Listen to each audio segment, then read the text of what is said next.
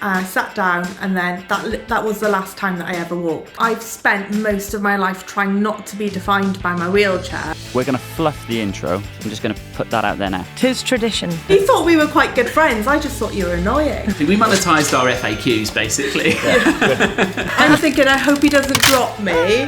So we told this story basically on social media, and it just blew up. But there's a part in your story where I think is quite poignant. Honestly, just stopped me in my tracks. Said that was probably one of the only periods of my life when I couldn't find any humour. Can you tell us a little bit about what happened around that time? That's a really good question.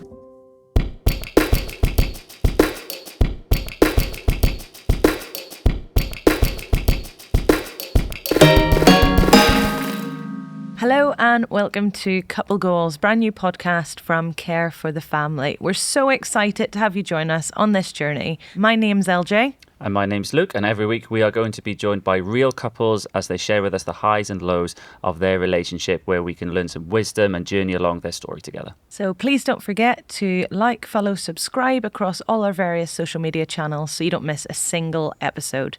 We're on TikTok, Instagram and YouTube. Just search for Couple Goals Pod and you'll find us.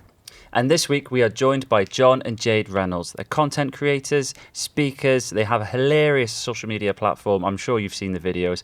And they released their first book last year, Able to Laugh. So welcome, John and Jade. Hi guys. Thanks so much. Thanks for having us, guys. How you doing? I'm all right. How are you guys doing? Yeah, we're good, thanks. Thank you so much for giving up your time to be with us today. And so I'd love to start off by hearing a little bit of your story, Jade, for those who are listening in who don't know it already. Before we do that, though, we're going to do the icebreaker. Oh, sorry. Oh, yeah. I dove straight in. I forgot about the icebreaker. Right, as is tradition. Do you know what? We only fluffed the intro once as well, so I'm quite happy. That wasn't bad. That's not bad. No. I thought you did really well. You're really slick. Thank you. We were all over it. Yes, so the mandatory icebreaker. So for those of you who don't know, we force the couple we're talking to take part in a game where we spin the wheel. The wheel correlates to a coloured question and we all have to answer it. So yes. Me and you do not know what the question is going to be. You don't know what the question is going to be. Nice. So we are just going... Let's just have some fun. Boldly into some banter.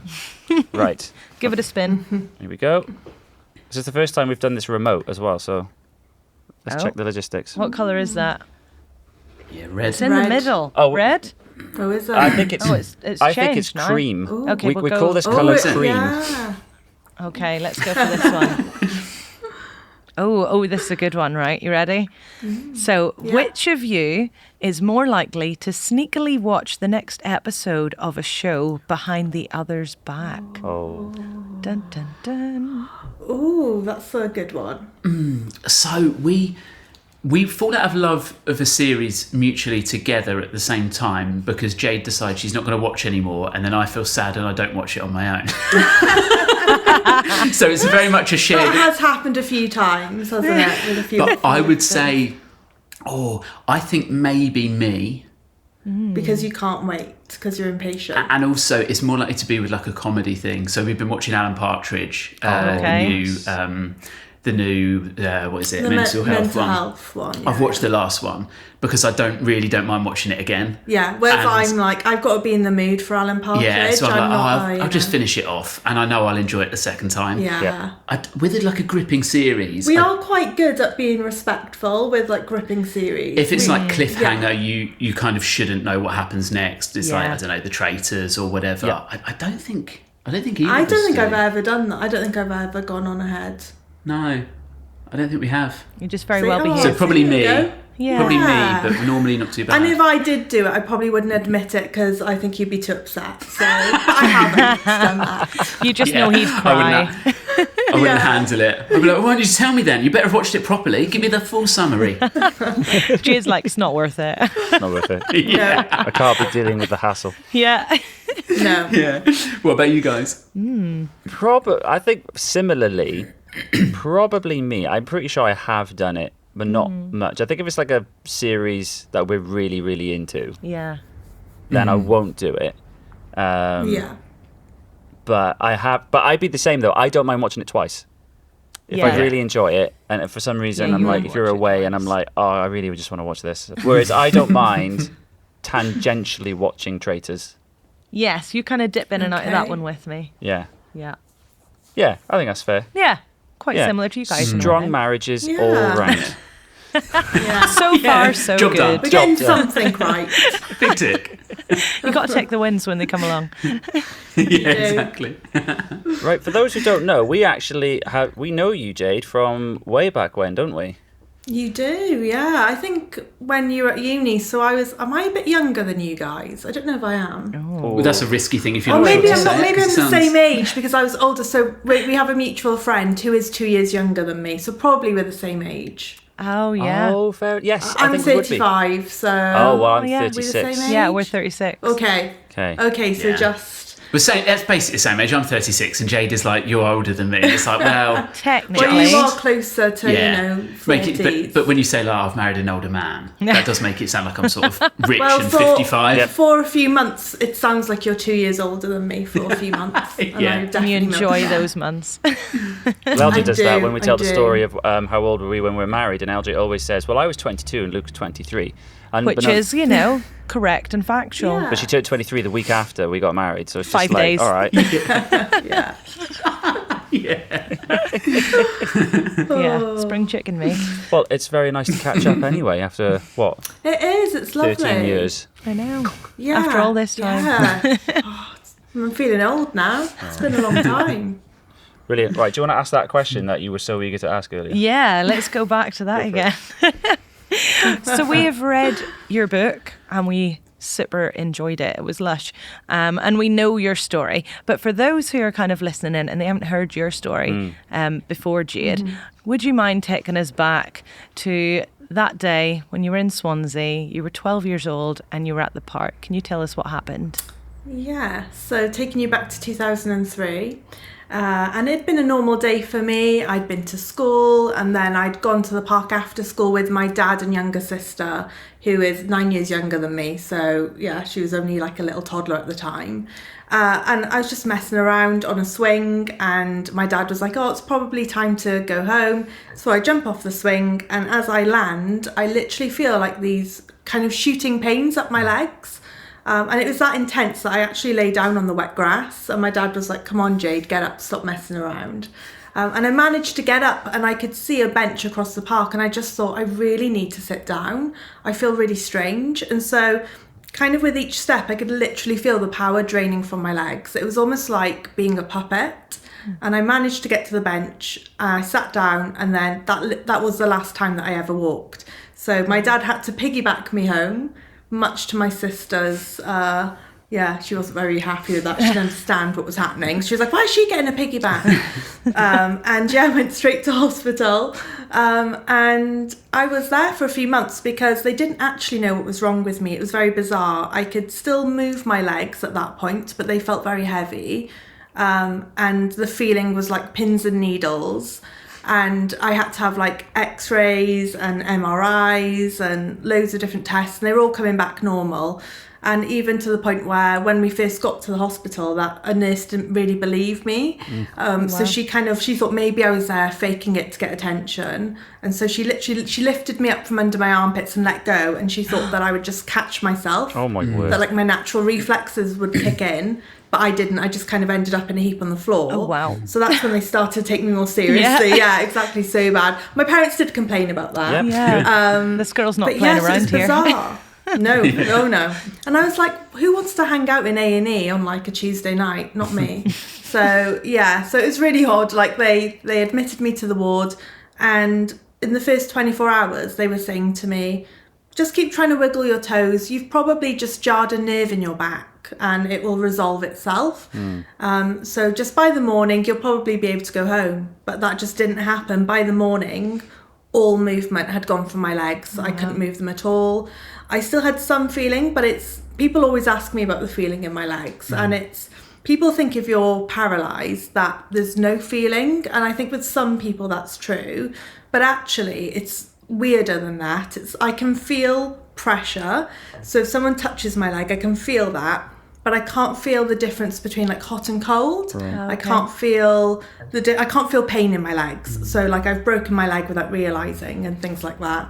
And so it's really strange. So I could still have some feeling, but yeah. So they then took it more seriously. But for about the first 6 weeks, they didn't know what was wrong with me. They didn't know if it was going to travel up me, which was quite scary at the time. Yeah. And then after about 6 weeks, they diagnosed me with something called acute transverse myelitis, so a bit of a mouthful. Yeah. And it's so rare that I had more chance of winning the lottery. That's what they told me. Wow. And it's so rare that there's only the theory behind what it actually is. They can't prove it because it's so rare.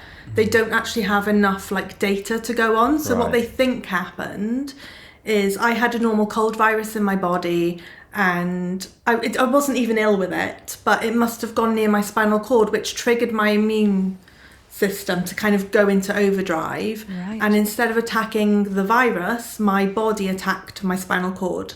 So when I jumped off the swing and I could feel that pain, that was when the attack had started. And it was just coincidence that I jumped off the swing. There was no kind of correlation between that. And what happened is my spinal cord had swollen up, and then when it had swollen up, it rubbed against the vertebrae in my back. So that caused the damage, which caused the paralysis that I now have.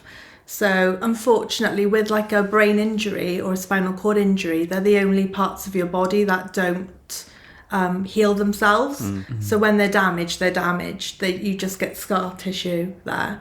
So so some people do improve. I remember them saying to me, actually, you might get some movement back, you might be able to walk, you'll have a limp, you may need a walking stick. And I was horrified because I was 12 going on 13. I was I can't go back to school with a walking stick. Oh my gosh. So I was mortified. I mean, now I'd love one, but it's all perspective, isn't it? I was no, I'd love to have a walking stick. But and I was just one of the very few who don't recover at all. So I never made any recovery, sadly. So that's my story in a nutshell. Yeah. And then obviously it's affected my life from then. I couldn't go home because it wasn't accessible, and I had to have surgeries after that because I also got scoliosis, which is when your spine curves because my muscles are stronger on one side than the other. So lots of different complications that come with it, but here I am today. And so it's a crazy story, really. And then you married me and it got worse. Well, God's just testing me, Talking about kicking a girl when she's down. My word. Well, I think he thought if she could cope with paralysis, she can cope with John. We need a strong one to put up with that, lad. So at what point did you guys meet? So it was at uni, wasn't it? Yeah. You were in the year above me. Yeah. We technically first met in the first week. There was a laundry room in the uni. We were in a very small uni in London. And so they had a laundry room that you could use. And I remember you were mocking me for having all my clothes on my lap. Which when I came in the laundry room, which I was well, where else am I supposed to put them? Yeah, I remember. So I was on the student committee. So the freshers had arrived, and we were some of the older students who, a year above, but had been asked to welcome them. Not very well. And you were asked to do that. I'm going to mock her. Yeah. Well, she was there with a friend, and she just had all her clothes on her lap, and I was haven't laundry boxes reached Wales yet? And then you were box, don't you mean who basket? Calls it a laundry box? And I was I did mean basket, but I knew I had to double down, so I was no, I meant laundry box. And I think later on I just sent you a link to a load on of... Facebook, you literally sent me about 10 different links to laundry boxes to prove your point. Not Amazon not had petty. Not petty. Yeah, no, exactly. Yeah. Exactly. I can't be wrong. Can't be embarrassed in the first week. But we didn't actually start going out though for 2 years after. I can't imagine why. Yeah. Yeah, exactly, guys. And you thought we were quite good friends. I just thought you were annoying. Yeah, I thought we got on quite well, and you were I've just a little bit annoying. Irritated me a bit. And it's quite ironic giving laundry tips in that first week when now I don't. I know you don't do any laundry, do you? Anything. No, now I'm I don't. What setting again? Yeah. Where'd you put the box? Yeah. Does that go in the machine? Yeah. Oh, funny. So when did it change from friendship then to romance? What happened there that changed your mind, Jade? Well, kind of your mind got changed first, because basically your friend who didn't go to our uni, and he kind of said, oh, would you ask her out? Would you basically see if she would be up for going on a date with me? Yeah. And then I was like, no, I don't really know him. Yeah, like, sure, he's a no nice guy, but thanks. just don't really know him. I remember thinking, like, she's really attractive, and like I think we get on pretty well. So I think I just DM'd you like a bit of banter around like a picture, or I just popped up or something, and I think we were like chatting in general. And then I felt like I was getting enough back, and I felt like there was a bit. So I think I asked you out on a date, and you were like, I think you said yes. I know you bounced it off a friend first, didn't you? Yeah, I was like, is he flirting with me? Because he's the kind of guy that, like, he's very friendly with everyone, and you also banter a lot with people. So I was Yeah. trying to figure out whether this is just Okay. like slightly more flirty banter. But Yeah. I was trying to figure out, and she's like, no, he is flirting with you. I was like, okay. And so I was like, oh, well, maybe I'll give him a chance. Yeah, but then I had an awful moment of I think the date was already like locked in and stuff, so I felt like there was enough like mutual like interest enough. So I liked a few of her photos on Facebook, but A few? I liked about 12. A lot. But it was at a time where the news feed had just changed, and anyone you were a mutual friend with was like informed of your activity. So it was Okay. suddenly like John Reynolds has liked Jade Greasley's photo. John Reynolds has liked Jade Greasley's photo. Bang, bang, bang, bang. he's- Literally he's like keen. 12. Yeah. Keen, yeah, And so exactly. I didn't- Publicly. I thought you would just get a few notifications and be like, oh, that's nice. Like, I think that's encouraging. What a sweet boy. And but actually, everyone was like, John Reynolds is a bit of a creepy weirdo. We're concerned. Yeah. I mean, I was just thankful, like, none of them were like bikini pictures. It wasn't like too Oh, weird or imagine. anything. I wasn't being like, just just a whole holiday, Yeah. like an absolute weirdo. But no, it was all just like nice nice wholesome pictures. Yeah. Because that's all you put up anyway. So Yeah, Absolutely. exactly. I was saved by that. But yeah. Yeah, so I think that's when people sort of started to guess. And I think, then we went on a date and got on really well. Yeah. And, And that kind of went from there then, didn't it? Yeah. Oh, and So how we've many been years have you together. been How long have we married? been? For So 10 been years. married 10 years. Been together for 12 and a half. Yeah. Yeah. So yeah, quite a long time Yeah. Yeah. You've stuck with him all that time, Jade. Well done. now. Just about. It's, She's hung in there. I've hung in there, yeah. You share in your book as well about your first date. And during that story, which is also quite funny, you do touch on how people react to you two being a couple. Yeah. And I think a lot of your social media channel, the stuff we've looked at, your book, talks about how for you two, you're just going out, you're married, Yeah. you are who you are. But people looking in often throw in their own perspectives on it. How has that been for you two as a couple to kind of navigate it, either from people who maybe are being overly supportive, for lack of a better word, or maybe overly accepting, to the other end of they just don't get it. And I'm assuming humour has got to play a huge part in this. So how's that been for you guys? Yeah, it's a great question. I think early on, like we had nothing but like love and support family-wise Yeah, and things. everybody who knew us, we've never really had anyone who knows us be like, oh, this is weird. Yeah. Like everyone who knows us has been like, oh yeah, we can really see you two together.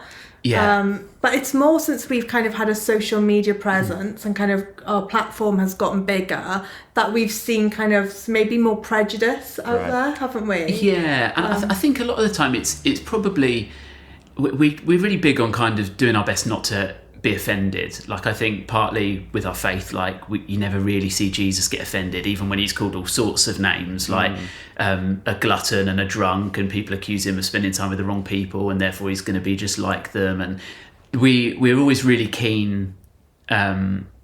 There's a quote as well, I can't remember who it's by, but like not to attribute malice to something that could be more easily explained as ignorance. And I think there is so much of that. Like most of the time, whenever I've been offending other people, it probably has been just my ignorance, like rather than actual hatred or even really judgmentalism, maybe.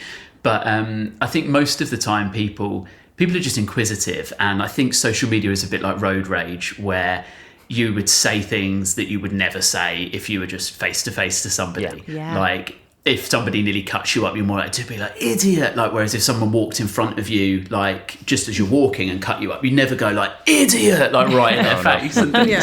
You just be like, oh, like, and you'd just be fine with it. You'd apologise. I'm sorry. Exactly. Yeah. And so I think like social media can be a bit like that. And lots of people, to be fair, are really, really lovely. We get a lot of kind of no hate, but I just wondered like, and a lot of the time it would be like, how have you had kids? Or like, was she in a wheelchair when you met? Or like those kind of questions. But like every now and then you'll get ones that are like, some of the hard thing is people can come across a bit entitled and things like, so you're kind of, often we'll deal with it with humour. Like if, one of the reasons we wrote the book actually ultimately was because we got, each chapter of the book is a different question we're asked that we've used to kind of tell Jade's and our story. And it got to a stage where people would ask, why is she in a wheelchair? And we'd be like, oh, well, we'll do a video on that. It's interesting. People want to know. It's quite cool. And then the next week, people would see another separate video of us and see Jade and be like, oh, why is she in a wheelchair? And you'd be like, oh, you could go back to that video. But there was only so many times, like every time you do something, new people can see it and new people can ask. Yeah. And it felt a bit easier just to be like, hey, like, we've got a book out for 12 quid. Yeah. Stop asking me the same question. Monetize. Yeah, we monetized. Yeah, exactly. We monetized our FAQs basically. Clever. But like, yeah, people. The nicest thing I would say has probably been that people. We've had a lot of like wheelchair users, or a lot of, especially like quite a few young girls who have like reached out and things, been like, oh, I'm 19 and I became disabled at a similar age as Jade actually, and it's really cool seeing her story, because I know I might not get married, I know I'm not like entitled to get married, but I'd love to if it's possible. And before I sort of thought it's probably not possible, so knowing that there is even a chance, even if it doesn't happen, is just really nice for me and things. And so yeah, there's been some really, really like lovely messages and things. We've met people who had the same condition as Jade as well, and some of them did recover a bit more, and others have remained paralysed or had further like complications. So I think there's a real hard, difficult, not so nice side of social media where people can troll from behind a screen and a keyboard and things, but there's also a really lovely community side whereby you just, like, we don't see many wheelchair users where we live. You see a few, but you don't necessarily have that community. And even then, just going up to somebody who just isn't in a wheelchair and be like, I'm also in one, want to be friends? It's not gonna, like, it's just a bit weird and stuff like and things. And so it's got to be more organic than that. And so having that through social media and things is it's just been really nice actually, isn't it? Yeah, and I'd say it's interesting with social media, because what I've learned is the good and the bad are just projections that people put onto you. So we can have on like the same video, it could be around parenting, and you have someone going, you're the best parents ever, and then like directly below that someone going, you were awful parents, I can't believe you did this with your kid or whatever. And it's so much of it just isn't real. Like everyone who knows us kind of can speak into our lives because they actually know us, but strangers, all they see is like a 2-minute clip of your life. They don't really know you. And I think we can all get kind of sucked into that, thinking like, oh, the strangers' opinions matter, and actually they don't. I think what it is we all have limitations on us, and I think when people see me, obviously my limitations are very visible for people. But actually, because I found when I was pregnant with my son Elijah, I had this crisis at one point where I was like, oh my gosh, I'm never going to run down a beach with him. And then my mum was like, have I ever run down a beach with you? And I was like, no, you haven't actually. And like realising like it was just a romanticised view of parenthood that I was almost thinking about. And actually the reality is your children just need you to be present. And, you know, as long as you can do all the basics, as long as you're present and they know they're loved, like that's the main thing. And so it's been really interesting. It's like none of us are perfect parents. We all have our own limitations that we're bringing into our relationships. But thankfully there's grace, and there's grace within families, and that's just life, isn't it? Having to deal with people's, you know, flaws as well as their positives. And going back to what you were saying about like being content creators, was it always the plan to become content creators, or did that just kind of happen to you guys and you found yourselves suddenly doing this as a career? Yeah, it was much more like the latter. Like, it's just a fluke, really, wasn't it? Yeah, I was a youth pastor for years and still like volunteer doing like bits of youth work and preaching and things, and like love that side of it. But I basically we share it in the book, and it's about our first date and going to the cinema, and as a very quick snippet of that, I hadn't researched accessibility, so the cinema didn't have a lift, so on our first date I had to carry Jade up a load of stairs. What a dude. It was one of it was one of those where online as well, I had Online, seen, so many women were going, that is so romantic. I bet she fell in love with you right there and then. And I'm thinking, no, it was stressful. Yeah. I'm thinking, I hope he doesn't drop me. Like, have I sprayed enough deodorant? You know, it's like stressful. It wasn't at I all think hilarious. being at uni 2 years together, like as friends and things, and like I'd seen people carry Jade when the lift at uni had broken and things, and so I knew that you were comfortable with that and things. And I think one of the things that made it easiest when we first started dating even was just how good you were at saying, oh, this is how my chair works and this is that, and kind of it's very straightforward and simple, but like you were very good at like, I think what I like most is you were very good at owning your disability and any additional needs, but you also did not make it your identity or your personality. It wasn't kind of, we can't talk about anything but this and stuff. Like it was obviously fascinating and interesting to learn about, but it was an aspect of kind of what shaped you, but it wasn't who you were, and everything was about that. And so I think like that was really like nice. And So ADHD. What? Your thread. So you mentioned the first date. You said you've recently been diagnosed with ADHD and you hadn't researched the first date. yeah, sorry. Sorry guys, I have to bringing him back. regularly with Do you know what? I'm glad you Well said it, done, Jade. well done. When you said Sorry, I've got you ADHD, guys. when you said ADHD, then all I could think of was like, I know I've gone on a tangent. What was my tangent? And you were like, no, it was literally you were talking about ADHD. Yes, so I was. How do we become content creators, basically? Yeah, so we told this story basically on social media, and it just blew up. Like I always knew it was funny, and obviously we told friends it and things, and it got laughs. And then around that time, I'd tried doing a bit of stand-up, which I'd enjoyed, and I'd written it in a way that I felt was quite good for stand-up. But then I stopped doing that because I was a youth pastor and was working in the evenings and everything, and was like, I reckon I could tell that again. I went onto TikTok, and I was on Instagram and things anyway, but I went on TikTok just because I knew that it was the biggest platform for young people and I was a youth pastor. And I was like, actually, I think that story's like, I'll just try it. I'll just share it. I think people will find it interesting. And I had no idea how big it would go. I had the caption, my first date with a wheelchair user, and then just my own overthinking and paranoia. I wanted people to know straight away that no, I'm like a good guy. I'm not just going to be like slating or be like really ableist and stuff. So I bracketed it with spoiler, I married her. And I think it was just a really fluky, It was actually like a genius thing. but perfect probably. hook, because I think everyone was like, oh, a date with a wheelchair, that's interesting. Like, but also, oh my goodness, it was like the first date of like their love story that's like had longevity as well.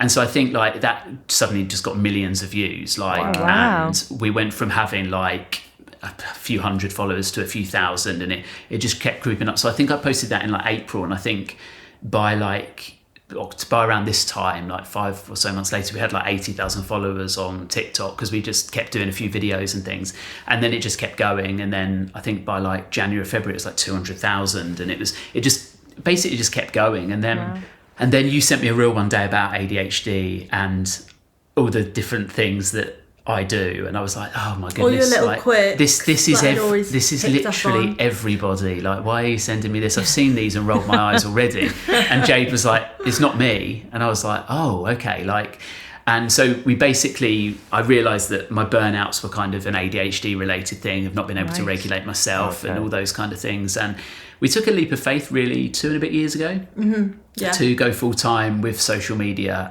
I was a lot more reluctant than John, because I'm more of a planner. I like to know kind of like, even on the financial side, we're not going to have like the same amount of money coming in every month. Like, that makes me feel uneasy. And it's really learning to trust, okay, God, like if you want us to do this, then you're going to provide. And he did. And I think because we've been able to stay true to our actual real relationship dynamic, it's worked and I've been able to be part of it more because I'm like, people actually appreciate it when I'm a bit more like cutting with you or a bit sarcastic or people kind of like that. And so I was able to kind of warm into it a lot more. Definitely. I think that's because you give as good as you get, like with the stuff. There was a trend at one point of like couples like roasting each other. It was like a suspect challenge. It was like chasing the suspect and things, and like suspect, do you know what I mean, always leaves out crumbs or whatever. Do you know what I mean? It'd be like almost like airing your kind of frustrations with them within like your marriage sometimes even. And sometimes they were like really brutal, like properly outing the other person. Some people really went for it. But I think being able to like tease each other and me being able to tease you around like, I think like around my disability, which a lot of people can feel uneasy about. But because I guess it's like with anything, like when you feel safe, you feel like you can laugh. So if someone makes a joke about something to do with you, even if it's actually quite mean, if you feel safe, you know they love you in spite of that, you're fine with it.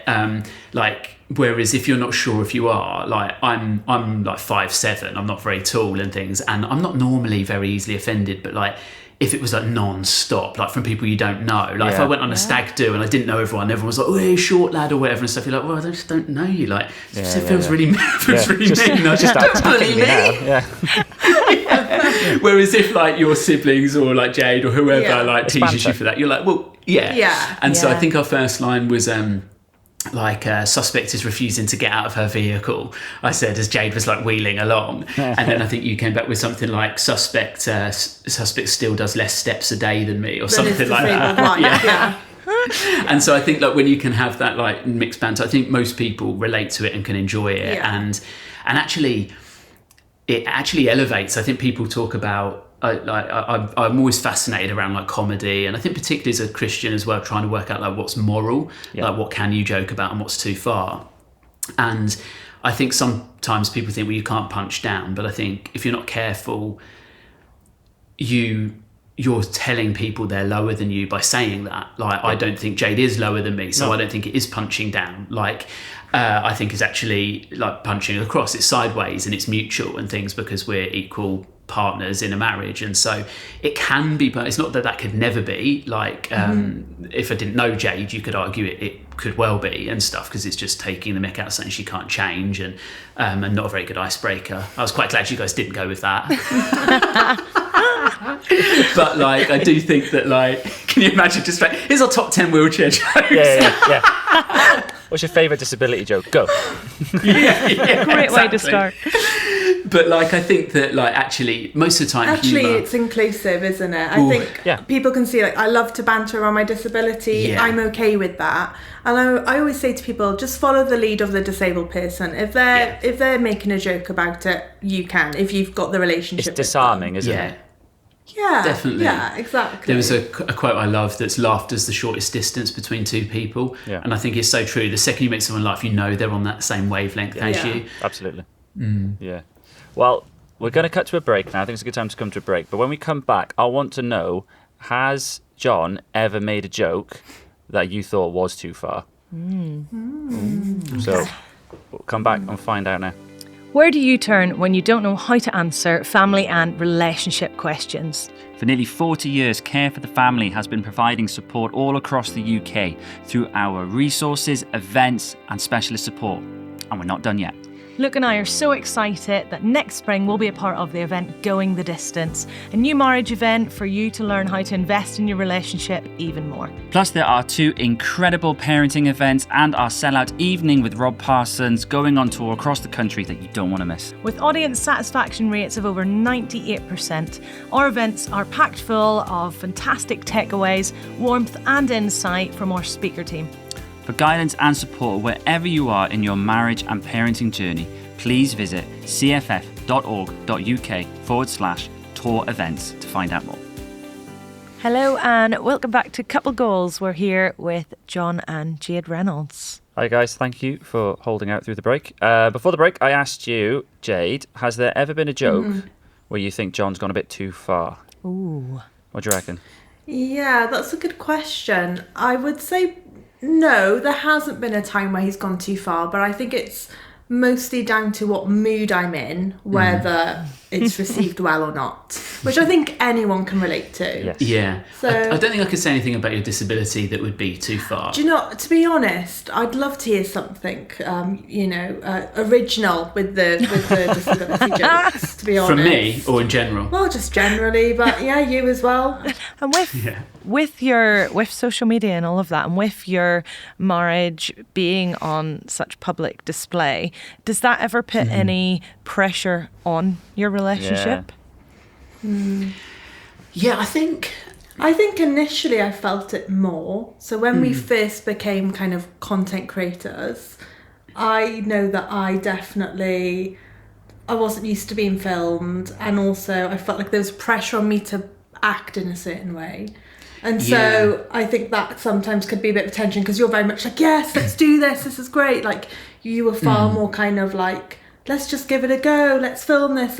Whereas I'd feel more like, oh, I don't know though, because like I wouldn't react in that way, or I would like overthink things a lot more. I think because some of them, most of what we do is just stories, so it's just very like, and like I'll try to gag them up a little bit, but I'll never say the kids have said something that they've not said, or I'll never change the fundamental truth behind them. I'll just try to make sure that it's not just a 2-minute story with one laugh at the end, because people won't watch it. So you just try and make it a bit funny throughout, with just throwaway lines or whatever.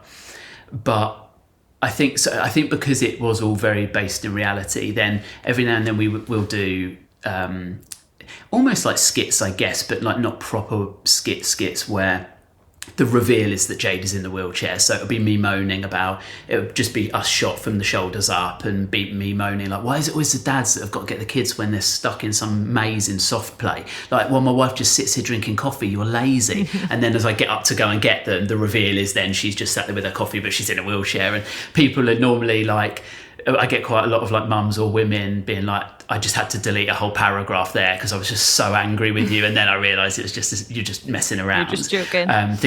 Exactly, thinking I was just being like a lazy dad or whatever. But is there ever a time where you feel the pressure then to, like, because it's your job now, and like you have to keep posting, don't you? Because you got bills to pay. The pressure. Yeah, and if you the pressure don't want comes... to post that day, or what if Jade's like, no, I just don't want to, I'm annoyed at you, I'm not going to pretend I'm not for social media. Is there ever that tension? We've definitely filmed sometimes, haven't we, where we filmed and it's almost, you've been so keen and I've been so not keen, but I've said yes, I'll do it, that like it's really hard for me not to look really moody, and then the pressure to not be moody is making me more moody. And so there has definitely been, because it's quite performative, like even like obviously even on a podcast, say if we'd had an argument beforehand, we're not going to show that on the podcast, we're going to be like, oh hi guys, and you said you talked to me about it afterwards. That's a good tip. You've got to hit pause on the relationship. The guest in the last episode was very awkward. You just arguing. But you have got to put like your more upbeat persona forward. You can't just be like, oh, I'm just tired today, and so that can be hard. What I think of it as like is like you could go for coffee with a close friend, and you could be maybe completely where you're at, and it's kind of dialed up 20% where you're going to be a little bit more like, oh, I probably should remember to smile, or probably whatever, that kind of thing. So it's still very much you.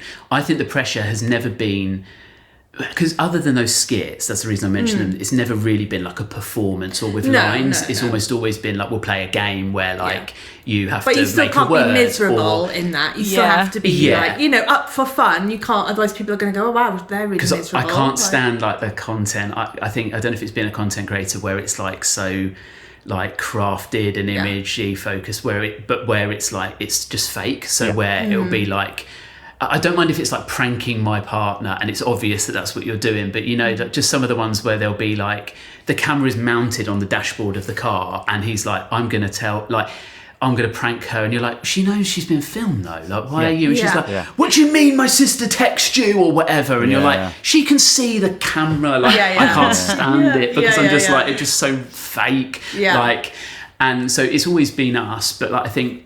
And also, we're not very like PDA either, so it can be very easy to compare yourself to. There's some couples out there who they just put on like they're so in love. It like they're always saying about how amazing the other one is, and it's like we're just not that. We never have been. No. And so sometimes people can be like, gosh, like, do they love each other? But it's like, we do. We just show it through banter.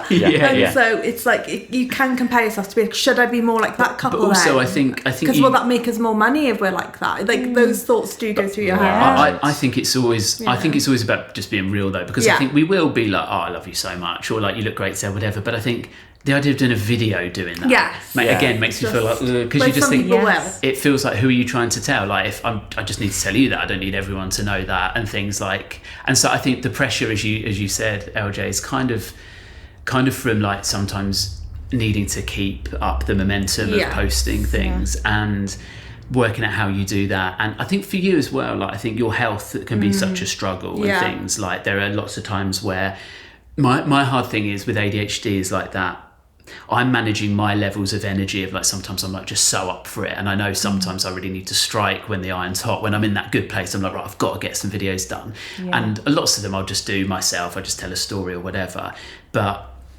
sometimes you'll be like, yeah, we'll do some tomorrow and things, and then you wake up and you're like not feeling very well, and I'm trying to sort of manage the kind of juggling. You've got to both be up sides at the same time, haven't you? Which is the struggle. And I feel like I'm sort of juggling both sides of like wanting to be compassionate and caring, but also thinking, as my husband, I've also got to get a video like, done and stuff, and like, you're very selfishly stitching me up here with your sickness.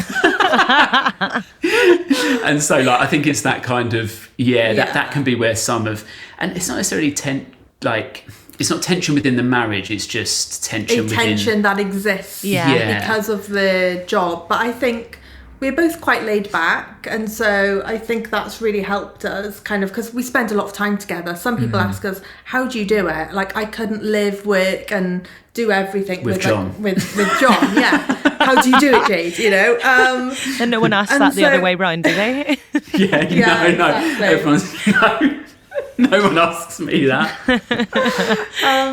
But it's interesting because like a lot of my friends have been like, I couldn't work with my husband as well. Like he would drive me crazy. I actually think it'd be really bad for our relationship. Yeah, I wondered but we actually do get on really well, and so I think we have not just a romantic side of the relationship, but we are also really good friends, which and I think really helps. It's very rare that we have very strong opinions that are both like very opposing strong opinions that we wouldn't ever like back down on. Like, most of the time we think relatively similarly anyway around things.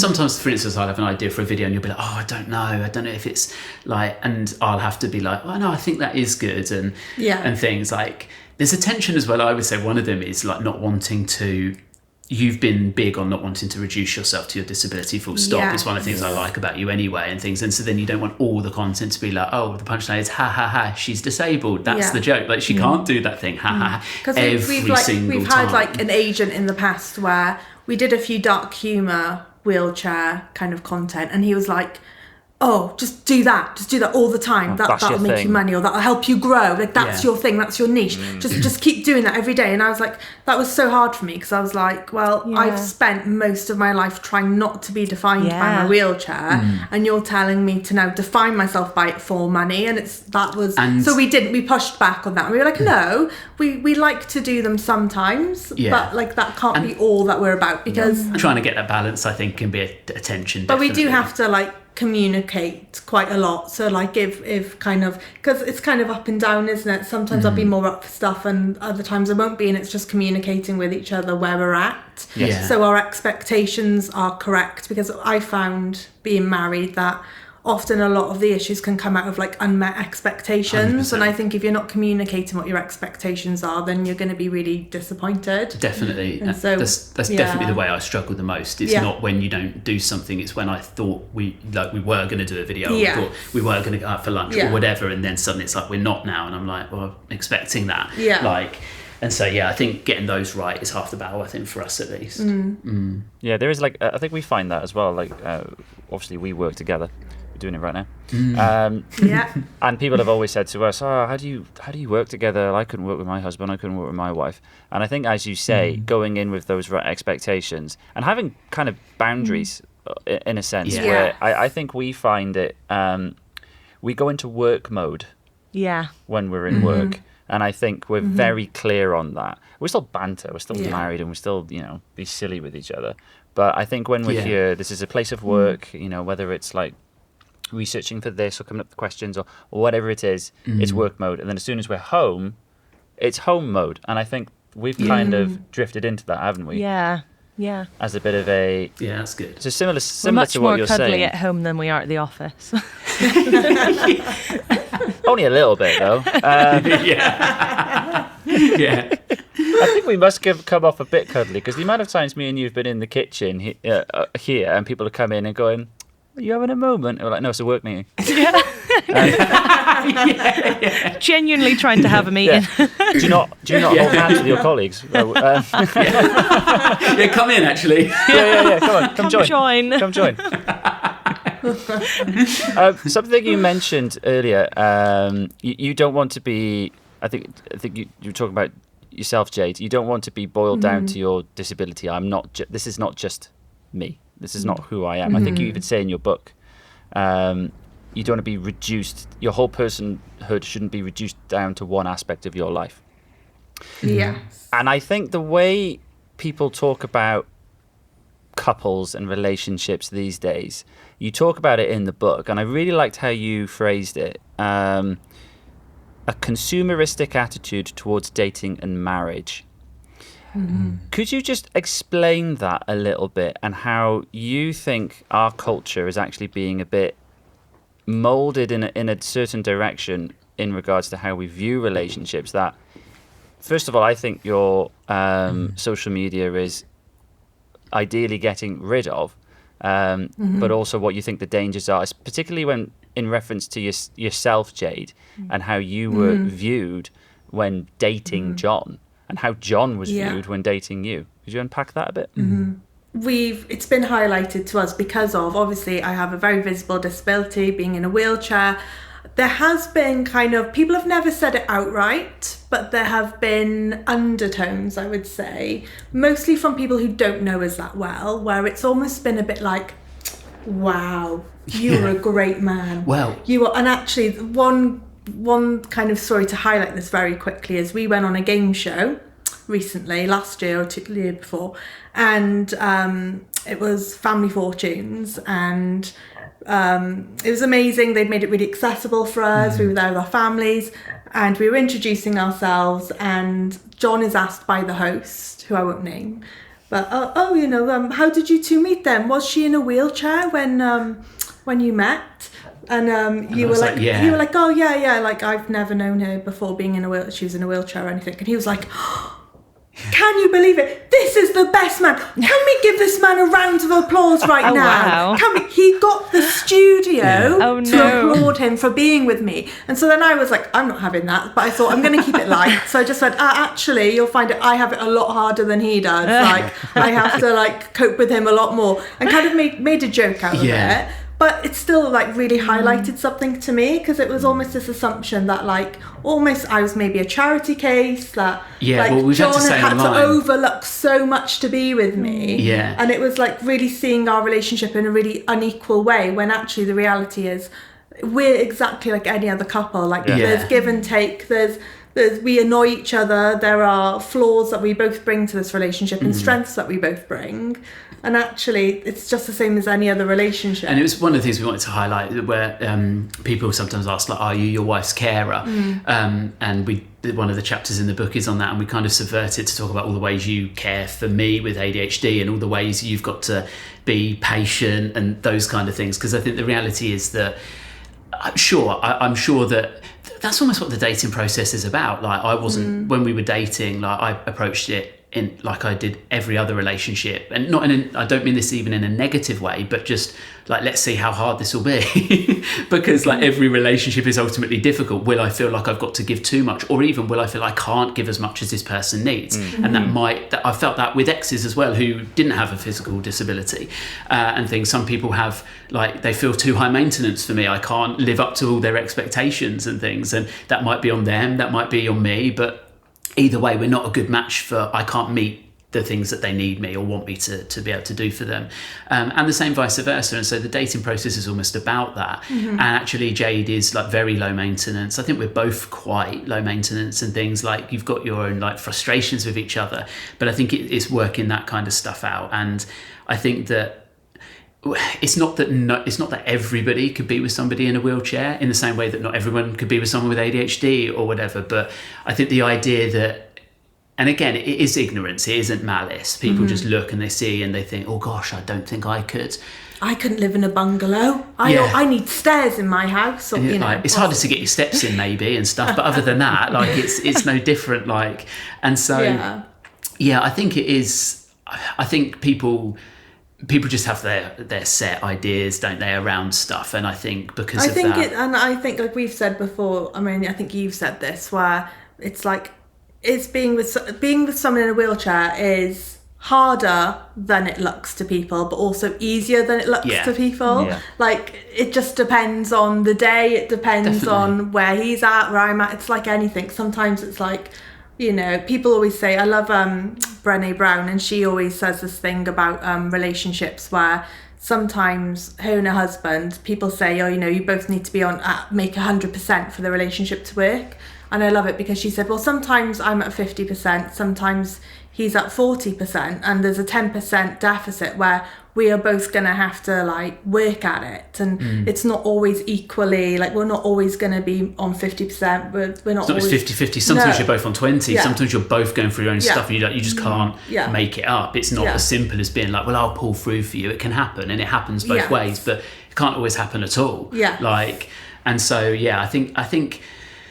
I do think that was some of the best marriage advice I got, was like enter into it for what you can give, not what you can get, because I know that I've been in relationships in the past where it was more about what they gave to me or how they came across, or even and stuff, like what that looked like for other people, and like my identity was maybe built a bit on that, even of like, oh, well, if I'm with that person then I must be like that kind of person, I must be funny, or I must be good looking, or I must be whatever, and I almost need that, because if they then go, I'm not those things anymore, like because someone who's like that doesn't want to be with me, so maybe I'm not.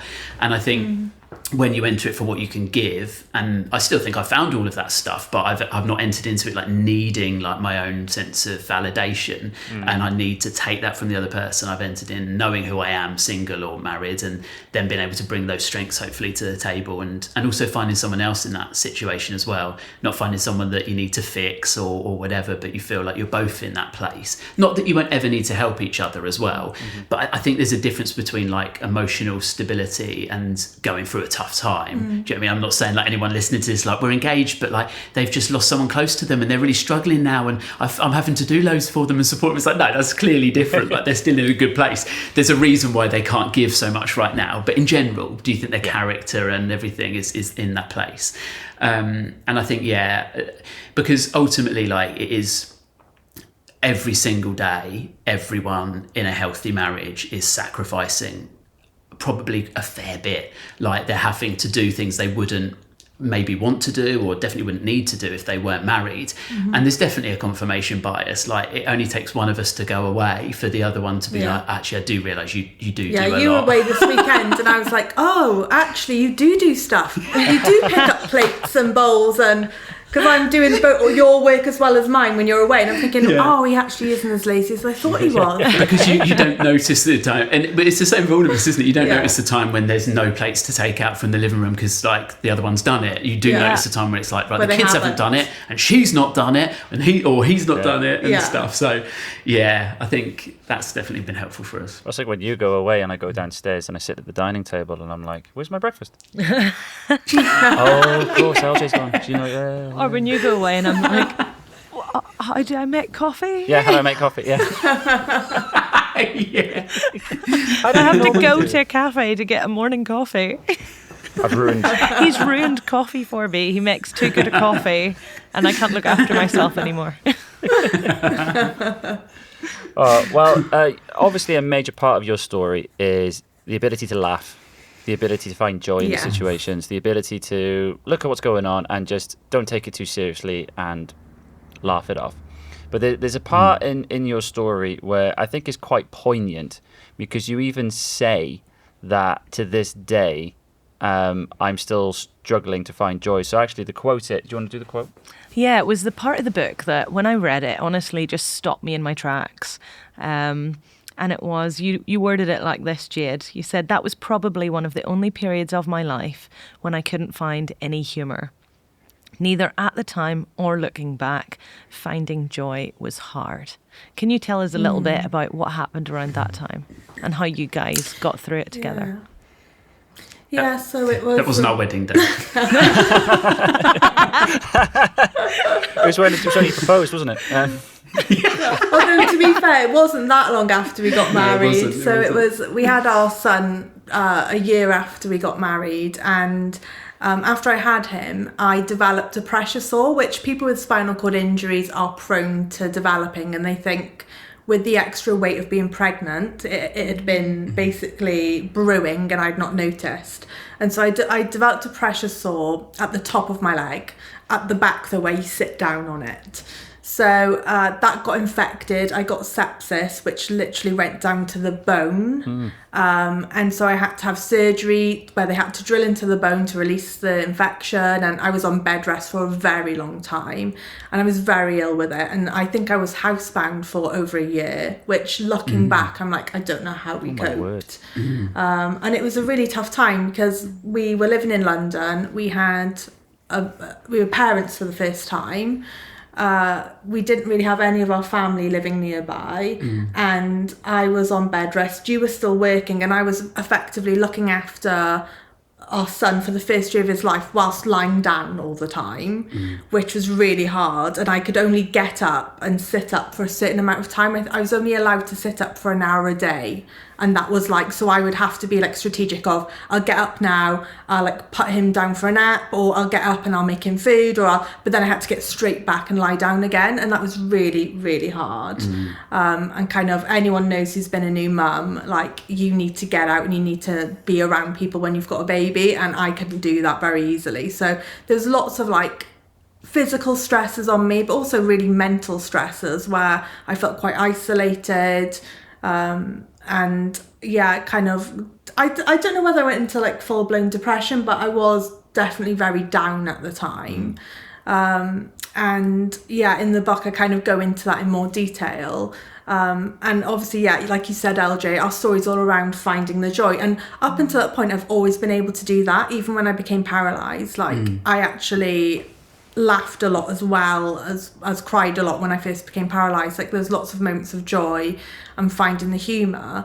But I think I was so overwhelmed for the first time in my life. Not only was I really ill, but I also had to look after a little baby as well. And so I couldn't prioritise myself. Yeah. And so it was like that. It was just so overwhelming. I think there's so much, like you're exhausted. Like, yeah, you're not sleeping. Your hormones all over the place. Like your body's tired, even more tired because you're trying to heal this deep wound that like went down to the bone. Like you're working full time still, so you're tired, and you're coming home to me, I've not left the house and I've been stuck with a baby, and I'd be like taking a lunch out for a walk and things, and it just felt like it was like a survival bit, mode. Unending, and like, and I know that we would have still had moments of like laughing in it, but it wasn't typified, I'd say, by like certainly like the joy that we had. Yeah. Because looking back, like I think we coped incredibly well, like surprisingly well, actually. Like my memory of it is, and again, I can struggle sometimes with like remembering things exactly as they were, but like I think that I remember knowing it was hard, but also because it was our first, and we'd been married about a year. Like I think you just don't really know what else it would be like. People tell you, oh, it's going to be hard. Like getting married and living together, that's going to be hard. Having a baby, that's going to be hard. So I just thought, wow, it is really hard. Like, and it is, but I think it was on another level for us. We knew it was, and we knew that a bit, but again, you don't know quite how much. So we had our second where it was a lot easier. We actually realised, oh wow, with our first it was really hard. But it's really interesting because there wasn't much joy, but actually I can still see, looking back, I can still see like good things have come from that. So even at the time, I remember chatting with a friend and kind of saying how tough things had been, but actually seeing how you'd really stepped up.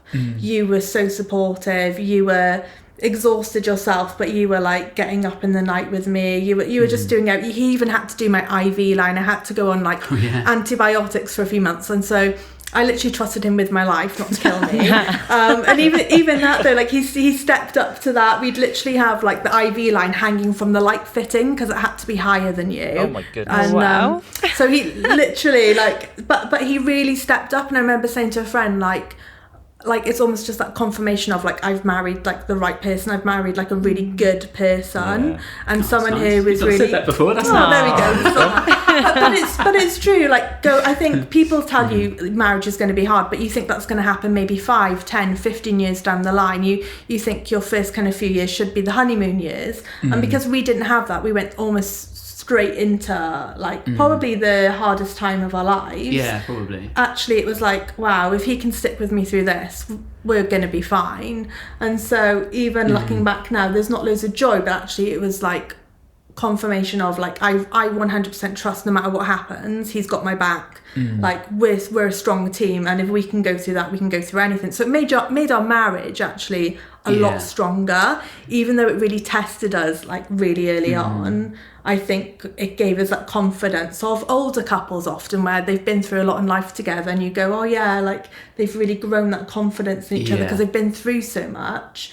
We almost had that in a really condensed that version. matures you quickly, doesn't it? Yeah. And so that was almost like a gift in and of itself, where I'm like, thank you God that we got to experience that early on, and kind of like anything else is like, we'll be fine, we can face it, and kind of so you can put up my farts fine now when you've been through that. Exactly. I can deal with all that stuff, that's easy breezy stuff, that. Well, it kind of relates to another quote that's from your book, which is just a really lovely quote that really sums up what you're talking about. A tree without wind may grow tall, but only a tree subjected to wind can grow strong. In the same way, we are stronger having suffered. And that's essentially what you're saying, isn't it? Because you went through that incredibly intense period of your lives where you have a pressure sore, which I used to work in healthcare, and I have seen a pressure sore. The name is not gory enough. It is horrific. So I can't believe what you went through. It is really, really horrible. And on top of that, you have a baby. Yeah, you had a baby at home. And you've been married for 1 year. Yeah. And you've come out of it with such a lovely, lovely relationship. And you can clearly see that the foundations that have been laid there have allowed you to do what you're doing. And, you know, you've written a book and you're able to inspire people, which is incredible. So what we're saying is pressure sores for everyone. Your marriage will be stronger. Yes. Mandatory first year pressure sores. Mandatory. Right, I am aware that you guys have a little bit of a deadline with us because you guys have got to get off to get the kids. So I think we'll call it there. But before you go, a tradition that we're doing is we ask the previous guests that we've had on to write a question for the next guests. So we have a question from Rob and Di Parsons, who are the founders of Care for the Family. So our bosses. And they have a question for you. Yeah. So they've left one for you guys to answer. So this is Rob and Di's question to you.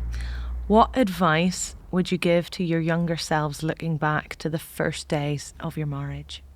I'd say for me, I think I'd sum up with saying to myself, everything you feel is real, but is it true? Because often, so I don't know whether other people can relate to this. I can be having a bad day and John's not cleaned the crumbs off the worktop. He's not unloaded the dishwasher like he said he would, etc., etc. And I can start to like tell myself a story in my mind of he's lazy, he doesn't care about me, he's like all these kind of really negative things can come up from it. And like you can start to like resent the person and like build this like, yeah, it's horrible. And in that moment though, those emotions are like really strong. I don't know whether it's just a female thing or what, but like really strong. And like I got to a place where I had to ask myself like, no, what I'm feeling is real right now, like these feelings, but are they true? And then I'd have to think like, no, because he's not selfish because he did this and he did that, and I have to remind myself actually of like all the good things. And I think it helps balance out kind of my view of you, because I think when you're married, it can be so easy to get into a habit of thinking negatively about your partner at times, particularly if you're frustrated already. And so I think it's kind of like accepting like all the emotions you feel are real, but they're not always true. And to kind of know the difference between when it's actually a problem that I need to address with him, or whether it's really a me thing of I'm just feeling particularly like volatile that day. And I think, to piggyback that, because that kind of is similar to mine, it's like you feel it, but it doesn't make it true. And I think is that like just communicating, like, because the things that you don't like about yourself, you either change or you come to peace with a bit, like whereas or you make an excuse. Yeah, exactly. Like whereas with the other person, like it's basically attacking the problem, not the person. I think is so big, because I think it can be so easy to be like they are lazy, rather than okay, when you didn't do that thing that I asked you to do, it frustrates me. And almost owning that, I think, is some of the best stuff that we learned. And we probably learnt that maybe sort of 3, 4, 5 years in sometimes, like where I think if we'd known it early on, most of the time when we argue, we realise we're agreeing, just we're saying slightly different things, or we misunderstand the meaning or whatever and things. And so I think being able to communicate that well, I think has definitely helped us in the last sort of 5 or 6 years or so. So yeah. Great answers. Fab. Very good. Thank you both for joining us today. It's been really good fun, this, actually. Yeah, it's been great. Thanks. Nice to have we've some loved it. serious It's been a banter. pleasure. Great. Before you disappear, where can people keep up with you? On social media, it's John E.J. Reynolds, so just the initials EJ, and I think you're linked to that. Yeah, as well. I'm I always linked. forget If they can find you, I'm linked on your account. Yeah, so and that's mostly sort of TikTok, Instagram, and Facebook. So yeah, if you enjoyed it and you want to check us out, feel free. Brilliant. Able to Laugh, available all good bookstores, all the usual places. Some bad ones Some probably bad as well. bookstores as well. Yeah, some shady bookstores. Perfect. Perfect. Well, thank you guys for joining us. Fab. Thank you for Nice. being Thanks, with us, Sam. guys. Thank you so Yeah. much. Well, thank you. Cheers. Thanks for having us. Thanks for having us. And thank you to everyone who has tuned in for this episode of Cup of Goals. We've genuinely had a very good laugh, haven't we? It's been fab. Yeah, and please don't forget to like, share, subscribe wherever you're listening from. Please do share it with your friends as well. And stay tuned for next week. It's going to be a good one. Take care. See you next time. Couple Goals was brought to you by Care for the Family. We produce shows, resources and events to help support family life across the UK. And we couldn't do any of that without the generous support of thousands of people just like you. If you've enjoyed this podcast, please consider partnering with us in our mission. If you'd like to do so, just head to cff.org.uk/donate to find out more. Thanks again for being with us, and we'll see you next time.